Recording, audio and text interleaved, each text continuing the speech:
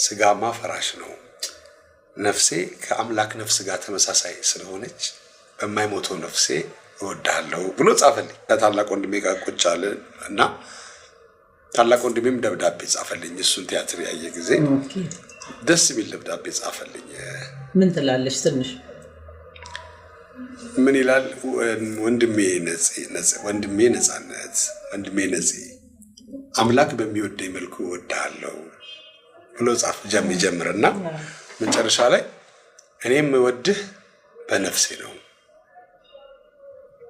ስጋማ ፈራሽ ነው ነፍሴ ከአምላክ ነፍስ ጋር ተመሳሳይ ስለሆነች በማይሞተው ነፍሴ እወዳለሁ ብሎ ጻፈልኝ። ትልቅ አባባል ነው። ከዛ አምነህበታል ይሄ ልጅ በዚህ ሊኖር ይችላል አለች። አዎ ይችላል አላት። ከዛ እሷ ተቀበለች። ስለዚህ ማዘርም ተቀበለች። ፋዘርም ታዋቂ ሰው ጊዜ በቃ ይሄ ትንሹ ይላል። እኔ እኮ 22 ዓመት ምናምን ሆኖኛል 20 ዓመት ምናምን ሆኖኛል። እኔ የሰዎችን ምክንያት አከብራለሁ፣ የእኔንም ምክንያት አከብራለሁ። ለምሳሌ እኔ እናቴ ቆነጠጠችኝ አሁን ድረስ ይሰማኛል።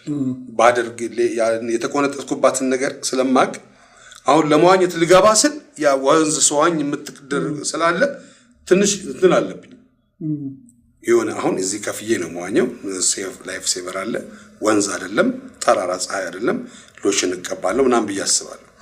ግን ከሷ ጋር ሁሌ ጸቡ እኔ ወንዝ ሄጄ ዋኛለሁ በተራራ ፀሐይ፣ እሷ ደግሞ ካሁን ልጅሽ ውሃ በልቶታል ነይና እሺ ይባላል ብላ ነው የምታስበው።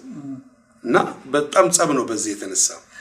እና ያችን ቃል አቃታለሁ የምትለውን ነገር እያንዳንዷን ነገር እሷ የሆነ ነገር ስናገራት አሁን የሰው ፊት የሚነገር ነገር ነው፣ አሁን የሰው ፊት ይወራል አይ ትላለች።